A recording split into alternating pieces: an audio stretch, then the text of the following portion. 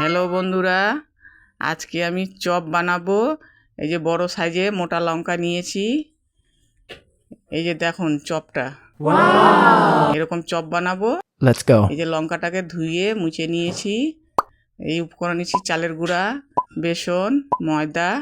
এই 4 চামচ চালের গুঁড়া দিলাম, 4 চামচ বেসন দিব বড় চামচ দিয়ে, 3 চামচের মতন ময়দা দিলাম, হাফ চামচ কালো জিরা দিলাম, হাফ চামচ হলুদ দিলাম, 1 চামচ চিনি দিলাম, স্বাদ মতন লবণ দিলাম। তো জল দিয়ে ব্যাটারটা ঘোলাবো। অল্প অল্প জল দিয়ে এই যে ব্যাটারটা তৈরি করে নিলাম। এই যে কড়াই বসাইছি, কড়াইতে তেল দিলাম।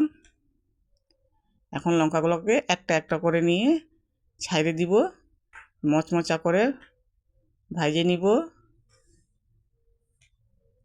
যদি ভিডিওটা ভালো লাগে তাহলে একটা লাইক সাবস্ক্রাইব করে দিও।